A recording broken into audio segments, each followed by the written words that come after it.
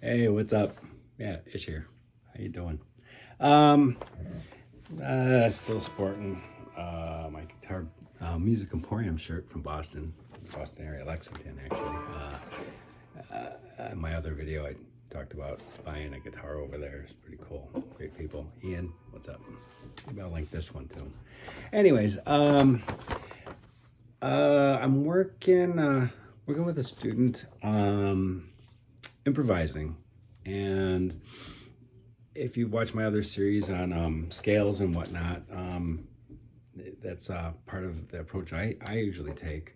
But equally important is using arpeggios and little arpeggio shapes and chords, referencing the chords and soloing. Too often,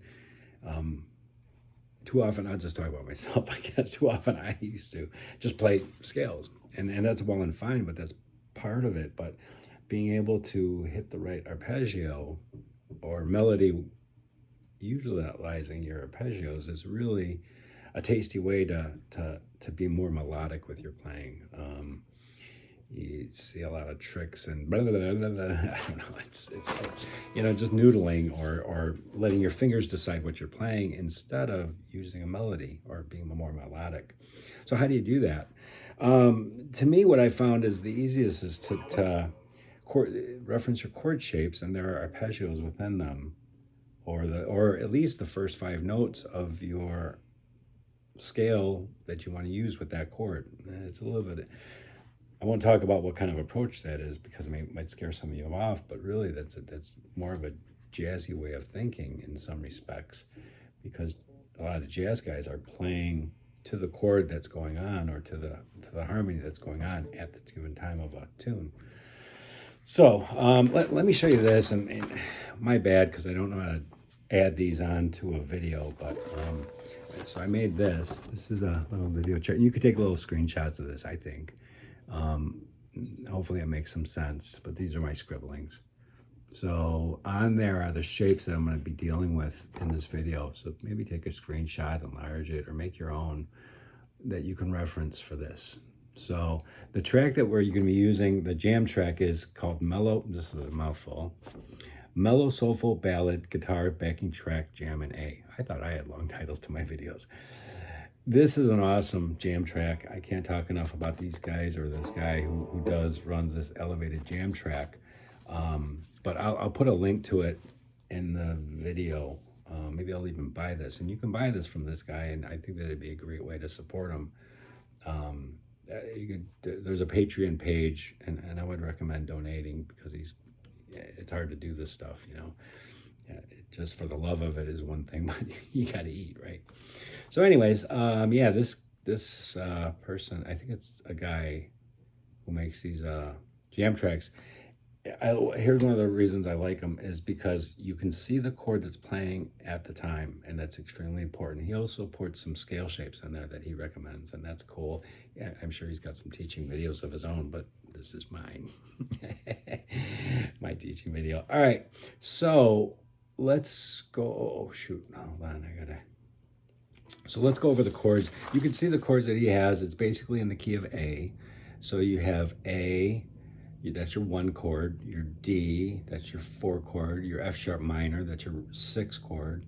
Your E, that's a 5 chord. An A/C. Now what that means is an A chord with a C sharp in the bass. I meant to say A/C sharp. It can be played a number of ways.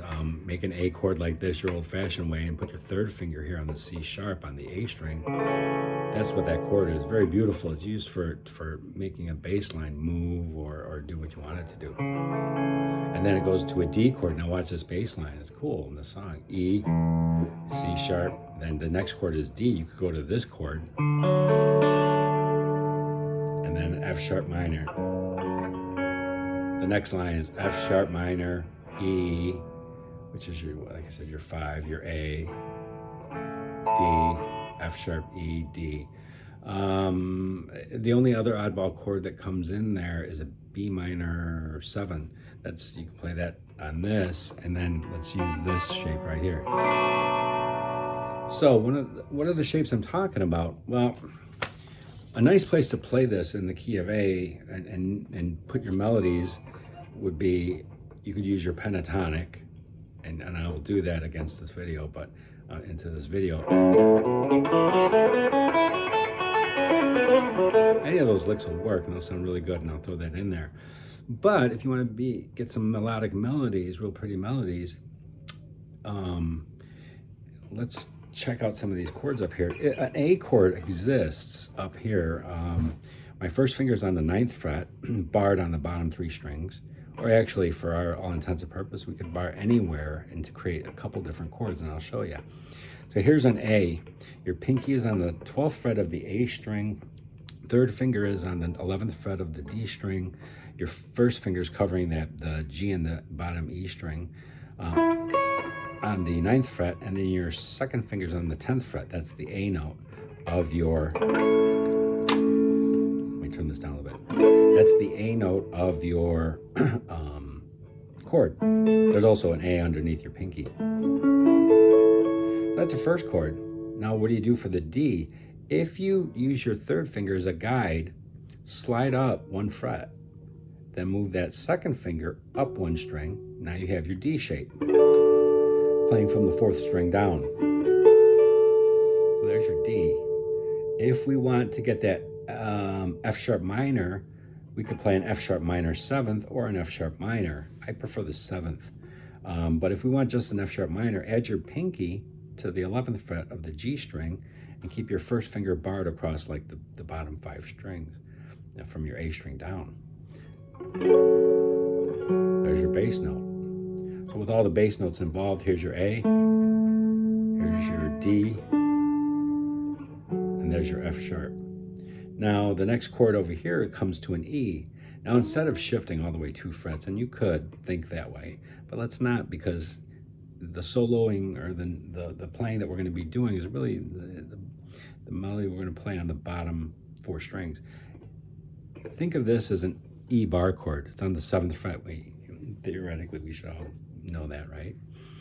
Okay, let's get rid of this finger. Forget it. Let's see. We're not going to concern ourselves with it. Let's place our first finger on the bottom 4 strings, or from the E down. This is all, for all intents and purposes, an E. Here's my E. There's my root. There's my 3rd on the B. There's my 5th under my first finger. If I add my pinky down here on the bottom 2, I have a nice little, or even just my bottom string. Pretty cool. So there's our first 4 chords. Now he's got an A/C sharp. So let's go back to this shape. Here's our A chord. If we eliminate that bass note up on the 12th fret, and my bass note is on my D string, that's a C sharp right there. So there's my A/C sharp. D, as I said, we slide up, and it's all pretty much the same chords except for that B minor 7. Now a quick way to do that is just grab the bottom 4 strings on the 7th fret. There's a B minor. If I wanted the 7th note, it's under my pinky on the B string, or I could play it up here on a D minor shape. That's first finger on the 10th, 3rd finger on the 12th of the B, 2nd finger on the 11th of the G. And I can, for a good measure, I can leave that. I can play that open D if I want. To make it a 7th, I would need a note. I don't know where I'm going to grab that, but let's not even worry about that. Actually, I could play a D. Let me see what comes after that. Here's my D shape. And add my pinky. No, sorry, add my 3rd finger to the 12th, and it goes immediately to a B minor 7 shape. So those are the shapes that were involved. Now let's try and noodle with this. I'll do some without the track, but here's kind of what I'm seeing when I approach this. So I'm in the key of A. Here's my A triad. Here's the scale I might use. A major, pinky, and then here, let's not forget the 7th leading up to that root note. First finger on the D string on the 9th fret, 11th, 12th on the D, G string on the 9th, 11th, first finger on the B string, 9th, 10th.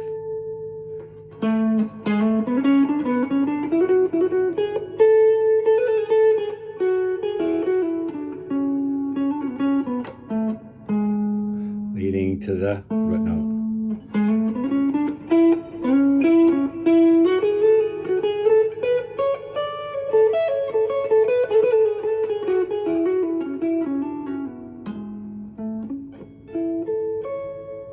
So there we go. There's a nice little scale shape. But as I mentioned in the beginning of the video, what if you sometimes having a different approach will give us some different results. So as I'm seeing the A pop by, or if I'm in the key of A, that I want to know this right here. First 5 notes of the A major scale. Here's my triad or my arpeggio.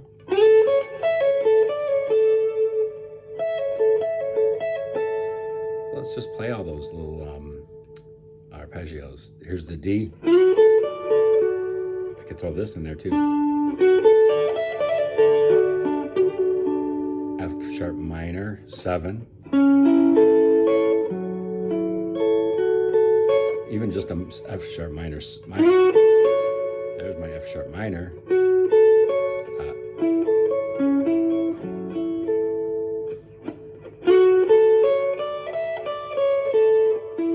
F sharp minor to an A. That's one of the changes, right? No, to an E. So let's F sharp minor. There's F sharp minor. So 11, 10, 9, 9, 9, 9. There's my E, as we said. And then A, the C sharp in the bass. D, F sharp minor, 7th. I played the 7th. There's a regular F sharp minor. What else we got? Oh, and then that B minor. D to the B minor. So cool. Those are all my shapes. So let's noodle. This is the fun part of it. Here we go. I'm going to start at the beginning. Let's just goof around real quick because let's go for the A.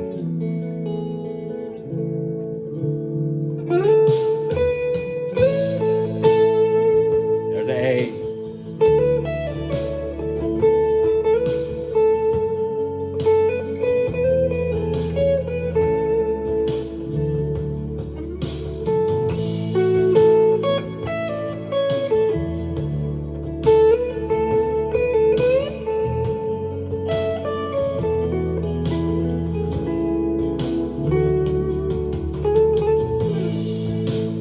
Oh, yeah.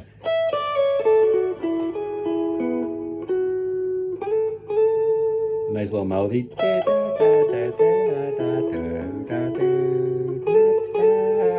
I'm shooting for the A. Let's keep going. A.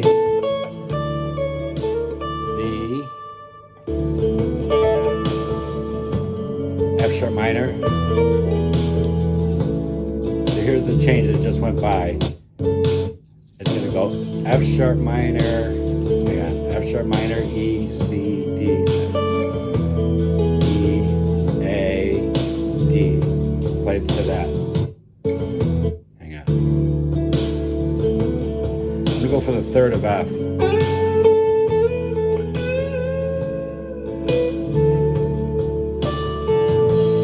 There you go.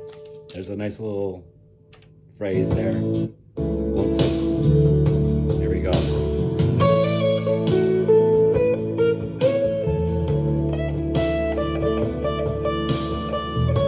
So I went to this note. There was a D cover playing. What is that? A D. As you play through these, you're going to find certain notes that you hit against certain chords sound really killer. And what I would recommend as a learning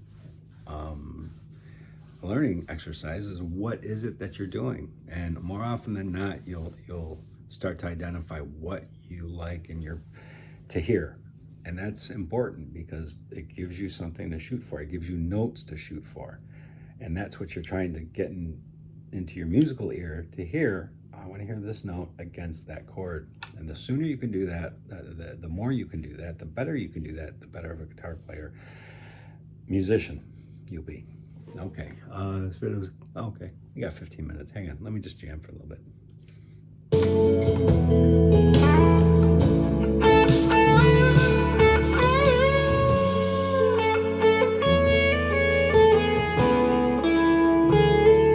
There's that note at A.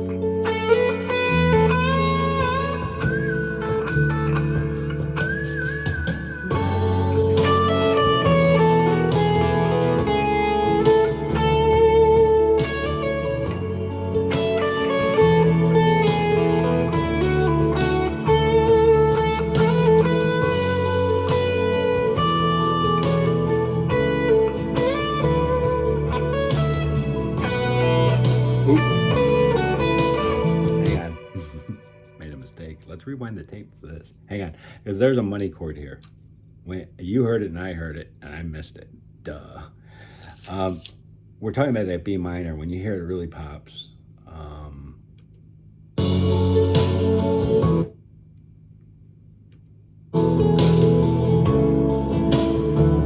Here's a B minor. Oh.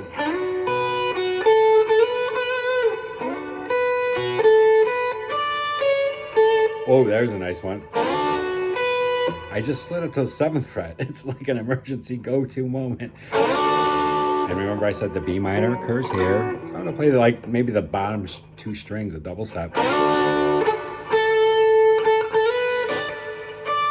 After the B minor comes a D, no, it comes an A. So that we're shooting for that, I guess, or somewhere around there. Let's goof around with this. We'd come up with something cool. There we go.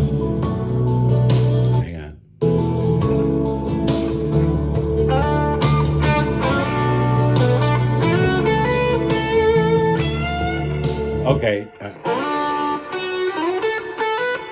there's my A. Now after the A comes a D. Let's see if we can get something good going here. Here we go. B minor. Here we go.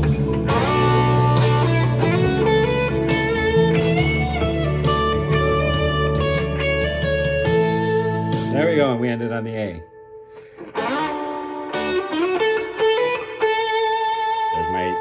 There's my A in the D chord, or actually the A in the A chord.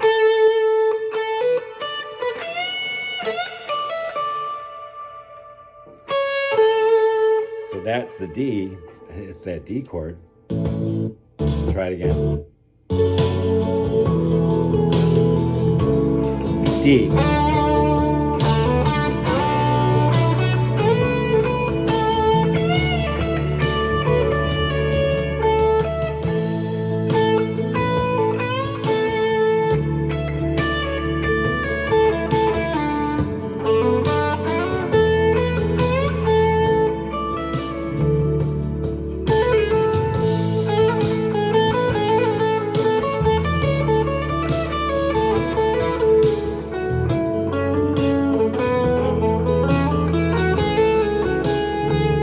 That pentatonic.